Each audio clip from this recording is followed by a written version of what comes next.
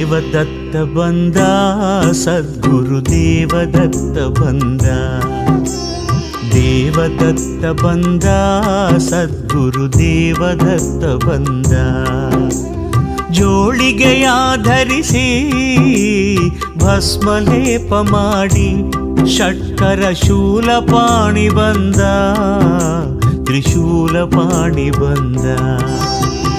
ದೇವದತ್ತ ಬಂದ, ಸದ್ಗುರು ದೇವದತ್ತ ಬಂದ.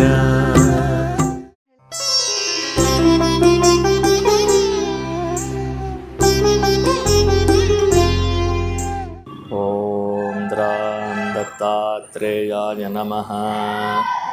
ಓಂ ಐಂ ಹ್ರೀಂ ಶ್ರೀಂ ಲಲಿತಾಂಬಿಕಾಯೈ ನಮಃ. ಎಲ್ಲ ಧರ್ಮಬಂಧುಗಳಿಗೂ ಕೂಡ ಸದ್ಗುರು ದತ್ತಾತ್ರೇಯರ ವನದುರ್ಗಾ ಮಾತೆಯ ದಿವ್ಯ ಕೃಪಾಶೀರ್ವಾದವನ್ನು ಪ್ರಾರ್ಥನೆ ಮಾಡ್ತಾ ಈ ದಿನದ ದತ್ತಧಾರೆ ಕಾರ್ಯಕ್ರಮಕ್ಕೆ ಸ್ವಾಗತ ಮಾಡ್ತಾ ಇದ್ದೀನಿ. ಸಾಕಷ್ಟು ವಿಚಾರಗಳನ್ನು ನಾನು ತಿಳಿಸ್ತಾ ಬಂದಿದ್ದೀನಿ. ಎಲ್ಲರೂ ಕೂಡ ಇದನ್ನು ಫಾಲೋ ಮಾಡ್ತಾಯಿದ್ದೀರಿ, ಅದರಂತೆ ಮಾಡ್ತಾಯಿದ್ದೀವಿ, ನಮಗೆ ಅನುಕೂಲ ಆಗ್ತಾಯಿದೆ ಅಂತ ಕೂಡ ಸಾಕಷ್ಟು ಜನ ಹೇಳ್ತಾ ಇದ್ದೀವಿ. ಕೆಲವೊಂದು ಸಂಶಯಗಳನ್ನು ಹೇಳಿರ್ತೀರಿ, ಆ ಸಂಶಯಗಳಿಗೆ ನಾನು ಅಲ್ಲೇ ರಿಪ್ಲೈ ಕೊಟ್ಟಿರ್ತೀನಿ. ಸಾಧ್ಯವಾದಷ್ಟು ನಿಮ್ಮ ಸಂಶಯಗಳನ್ನು ಬಗೆಹರಿಸೋದಕ್ಕೆ ಪ್ರಯತ್ನ ಕೂಡ ಮಾಡ್ತಾ ಇರ್ತೀನಿ. ಇವತ್ತಿನ ಸಂಚಿಕೆಯಲ್ಲಿ ಬಹಳ ಮುಖ್ಯವಾಗಿ ನಮ್ಮ ಮಕ್ಕಳ ಒಂದು ಸಂಸ್ಕಾರವನ್ನು, ಆ ಸಂಸ್ಕಾರ ಹೇಗೆ ಕಲಿಸಬೇಕು, ಆ ಸಂಸ್ಕಾರದಿಂದ ಲಾಭ ಏನು ಅಂತ ಒಂದೆರಡು ಮಾತುಗಳನ್ನು ಹೇಳ್ತಾ ಅವರಿಗೆ ಈ ಅಡೆತಡೆಗಳು ಬರ್ತಾಯಿದ್ರೆ ಏನು ಮಾಡಬೇಕು ಅನ್ನೋದನ್ನು ತಿಳಿಸ್ಕೊಡ್ತೇನೆ. ಮಕ್ಕಳು ವಿದ್ಯಾಭ್ಯಾಸ ಅಂತ ಹೇಳಿ ಮಕ್ಕಳಿಗೆ ಆದ್ಯತೆ ಕೊಡೋದಿಲ್ಲಿ ಅಂತಂದರೆ 3 ವರ್ಷ ಆಗ್ತಿದ್ದ ಹಾಗೆ ಬೇಬಿ ಸಿಟ್ಟಿಂಗ್ ಸೆಂಟರ್ಗೆ ಸೇರಿಸಿ ಅವರು ವಿದ್ಯೆಯನ್ನು ಕಲಿಯೋದರ ಕಡೆ ಗಮನ ಹರಿಸ್ತೀವಿ. ವಿದ್ಯಾ ವಿನಯ ಸಂಪನ್ನಂ ಅಂತ ಹೇಳ್ತಾರೆ. ವಿದ್ಯೆಯಿಂದ ವಿನಯ ಸಂಪನ್ನತೆ ಆಗಬೇಕು, ವಿಧೇಯರಾಗಿರಬೇಕು ಮಕ್ಕಳು ಅನ್ನೋದು ಶಾಸ್ತ್ರವಾಕ್ಯ.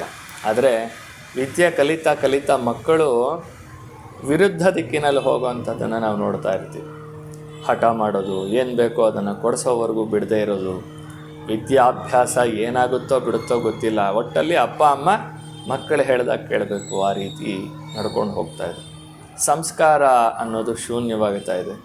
ಗುರು ಹಿರಿಯರ ಮುಂದೆ ಹೇಗೆ ನಡ್ಕೊಳ್ಬೇಕು, ದೇವಸ್ಥಾನಕ್ಕೆ ಹೋದಾಗ ಏನು ನಾವು ಆಚರಣೆ ಮಾಡಬೇಕು ಅನ್ನೋದೆಲ್ಲ ನಮಗೆ ಗೊತ್ತೇ ಇರೋದಿಲ್ಲ, ಮಕ್ಕಳಿಗೆ ಗೊತ್ತೇ ಇರೋದಿಲ್ಲ. ದೊಡ್ಡವ್ರು ಆಗ್ತಾ ಆಗ್ತಾ ಆಗ್ತಾ ಈಗಿನ ಜನರೇಷನಲ್ಲಿ ಒಂದು 90% ಯಾವ ರೀತಿ ಇದ್ದಾರೆ ಅಂತಂದರೆ, ದೇವಸ್ಥಾನ ಅಂತಂದರೆ ದೇವರಿಲ್ಲ ಅನ್ನೋ ಭಾವನೆ. ಅಪ್ಪ ಅಮ್ಮಂಗೆ ಹೋಗು ಬಾ, ಮಮ್ಮಿ ಡ್ಯಾಡಿ ಅಂತೂ ಸರ್ವೇ ಸಾಮಾನ್ಯ. ಆ ಪದ ಎಲ್ಲಿಂದ ಬಂದಿದೆಯೋ ಗೊತ್ತಿಲ್ಲ. ಅದರ ಜೊತೆಯಲ್ಲಿ ಹೋಗು ಬಾ ಅನ್ನೋ ಮಾತುಗಳು, ಮನೆಯಲ್ಲಿ ತಂದೆ ತಾಯಿಗಳಿಗೆ ಗೌರವವೇ ಇಲ್ಲದಿರೋಂಥದ್ದು. ವೃದ್ಧಾಪ್ಯ ಬರುವಂತಹ ಸಂದರ್ಭದಲ್ಲಿ ಈ ಮಕ್ಕಳು ಬೆಳೆದು ದೊಡ್ಡವರಾಗಿ 25 ವರ್ಷ ಕಳೀತು ಅಂತಂದರೆ ಅವರ ಜೀವನವನ್ನು ಅವರೇ ರೂಪಿಸ್ಕೊಳ್ಳೋವಂಥದ್ದು, ಅವರ ಮಾತುಗಳನ್ನು ಅವರವರೇ ನಡೆಸೋವಂಥದ್ದು. ಅಪ್ಪ ಅಮ್ಮ ಸಾಕಿ ಸಲಹೆ ಮಾಡಿದಂತಹ ಯಾವುದೇ ಒಂದು ಕೆಲಸ ಕಾರ್ಯಗಳಿಗೂ ಬೆಲೆ ಇಲ್ಲದಂತೆ ಆಗೋದು, ಅದು ಚಿಂತೆಯಲ್ಲಿ. ಅದಕ್ಕೆ ಹೇಳ್ತಾರೆ ಶಂಕರಾಚಾರ್ಯರು, ಬಾಲ್ಯಸ್ತಾವತ್ ಕ್ರೀಡಾಸಕ್ತಃ ತರುಣಸ್ತಾವತ್ ತರುಣೀಸಕ್ತಃ ವೃದ್ಧಸ್ತಾವತ್ ಚಿಂತಾಸಕ್ತಃ ಪರಮೇ ಬ್ರಹ್ಮಣಿ ಕೋಪಿ ನಸಕ್ತಃ ಅಂತ. ಈ ಚಿಂತೆ ಬರೋದಕ್ಕೆ ಕಾರಣ ಏನು ಅಂತಂದರೆ ನಾವೇ ಕಾರಣ ಆಗಿರ್ತೀವಿ. ಮಕ್ಕಳನ್ನು ನಾವು ಸರಿಯಾದ ಸಂಸ್ಕಾರವಂತರನ್ನಾಗಿ ಮಾಡದಿರ ಇದ್ದರೆ, ಬರೀ ವಿದ್ಯಾವಂತರನ್ನಾಗಿ ಮಾಡಿದ್ರೆ ಸಾಲದು, ಸಂಸ್ಕಾರವಂತರನ್ನಾಗಿ ಮಾಡಿದಾಗ ಮಾತ್ರ ನಮ್ಮ ಮುಂದಿನ ಜೀವನದಲ್ಲಿ ನಾವು ಕೂಡ ನೆಮ್ಮದಿಯಾದ ಜೀವನವನ್ನು ನಡೆಸೋದಕ್ಕೆ ಸಾಧ್ಯ ಆಗುತ್ತೆ. ಅದಾಗಲಿಲ್ಲ ಅಂತಂದರೆ ಮಗನ ಒಂದು ಅಥವಾ ಮಗಳ ಜೀವನದ ಬಗ್ಗೆ ಯೋಚನೆ ಮಾಡ್ತಾ ಚಿಂತಾಕ್ರಾಂತರಾಗುವಂತಹ ಜೀವನ ಮುಂದಾಗುತ್ತೆ. ಹೀಗಾಗಬಾರ್ದು ಅನ್ನೋದಾದರೆ ಮಕ್ಕಳಿಗೆ ಪ್ರಾತಃ ಕಾಲದಲ್ಲಿ ಎದ್ದ ತಕ್ಷಣ ಕರಾಗ್ರೆ ವಸತೆ ಲಕ್ಷ್ಮೀ ಇವೆಲ್ಲ ನಿಮಗೆ ಗೊತ್ತಿದೆ. ಆ ಕೈಗಳನ್ನು ನೋಡಿ ಹೇಳೋದು, ಪೂರ್ವ ದಿಕ್ಕಲ್ಲಿ ಹೇಳುವಂಥದ್ದು, ಎದ್ದ ತಕ್ಷಣ ಭೂಮಿಯನ್ನು ಮುಟ್ಟಿ ಪ್ರಾರ್ಥನೆ ಮಾಡಿಕೊಳ್ಳುವಂಥದ್ದು. ಹಾಗೆ ಮನೆಯಲ್ಲಿ ಸಾಕಷ್ಟು ಜನಗಳನ್ನು ನಾನು ನೋಡ್ತಾ ಇರ್ತೀನಿ, 11 ಗಂಟೆ 12 ಗಂಟೆ ಆದರೂ ಸ್ನಾನವೇ ಮಾಡಿರೋದಿಲ್ಲ. ತಿಂಡಿ ತಿಂದ್ಬಿಡೋದು, ಎಲ್ಲ ಕಡೆ ಓಡಾಡ್ಕೊಂಡು ಬರೋದು, ಯಾವಾಗಲೂ ಸ್ನಾನ ಮಾಡೋದು, ಈ ರೀತಿ ಸಾಕಷ್ಟು ಹಿರಿಯರು ಮಾಡ್ತಾ ಇರ್ತೀರಿ.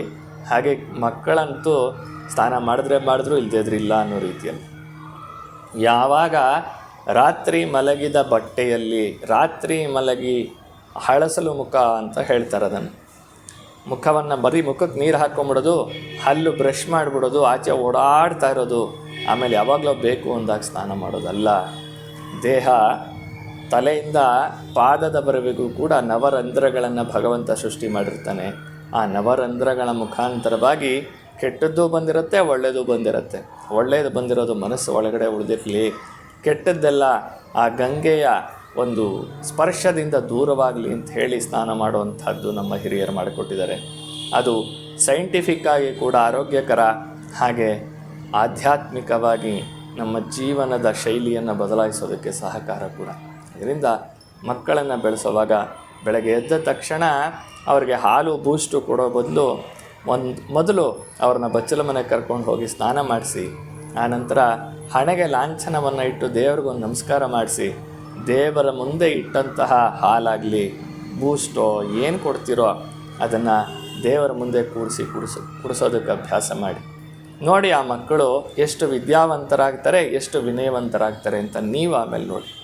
ಇದೆಲ್ಲ ನಾವು ಮಾಡ್ತಾಯಿದ್ದೀವಿ, ಆದರೂ ಮಕ್ಕಳು ಹೇಳಿದ ಮಾತು ಕೇಳ್ತಾ ಇಲ್ಲ ಅನ್ನೋರು ಸಾಂಬ್ರಾಣಿ ಧೂಪ ಬರುತ್ತೆ, ಏನು ಬಕೆಟ್ ಸಾಂಬ್ರಾಣಿ ಅಂತ ಇವಾಗೆಲ್ಲ ಮಾಡ್ತಾರೆ.